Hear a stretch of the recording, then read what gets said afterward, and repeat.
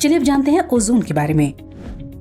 ये ऑक्सीजन के 3 परमाणु से मिलकर बनी गैस है। इसे O3 भी कहते हैं। यह अत्यधिक जहरीली और प्रतिक्रियाशील गैस है। इसका रंग हल्का नीला होता है और इससे तीव्र गंध आती है। ये गैस सूर्य से निकलने वाली खतरनाक पराबैंगनी किरणों से पृथ्वी की रक्षा करती है। ओजोन धरातल से 10 से 50 किलोमीटर की ऊंचाई के बीच समताप मंडल में पाई जाती है। वायुमंडल में ओजोन की मात्रा प्राकृतिक रूप से बदलती रहती है। ये मौसम, वायु प्रवाह तथा अन्य कारकों पर निर्भर है। चलिए अब जानते हैं अच्छी और बुरी ओजोन के बारे में कि ये क्या है।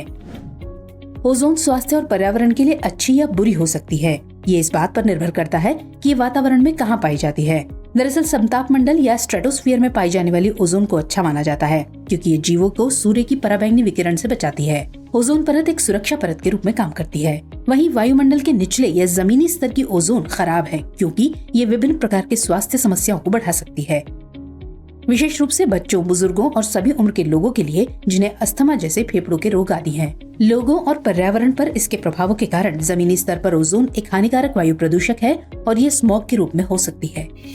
चलिए अब जानते हैं ओजोन प्रदूषण के बारे में।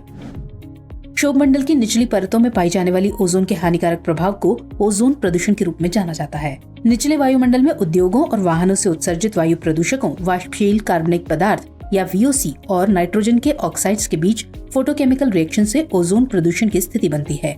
ऐसा तब होता है जब ये रिएक्शन सूर्य प्रकाश और उच्च तापमान की उपस्थिति में होता है। हीट वेव के बढ़ते प्रभाव और बढ़ते तापमान के चलते भी ओजोन प्रदूषण बढ़ रहा है।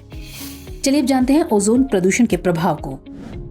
मानव स्वास्थ्य पर बात करें तो ओजोन के अंतः श्वसन पर सीने में दर्द, खांसी और गले में दर्द सहित कई स्वास्थ्य समस्याओं का सामना करना पड़ सकता है।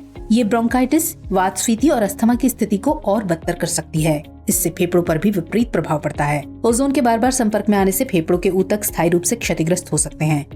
अब बात करें पर्यावरण पर, तो जब किसी पौधे की पत्तियों में ओजोन अत्यधिक मात्रा में प्रवेश करती है तो ये उस पौधे में प्रकाश संश्लेषण की क्रिया को प्रभावित कर सकती है और पौधे की वृद्धि को मंद कर सकती है। इसके अलावा ये वनों, उद्यानों, वन्य जीवन इत्यादि सहित वनस्पति और पारिस्थितिक तंत्र को भी नुकसान पहुंचाती है। चलिए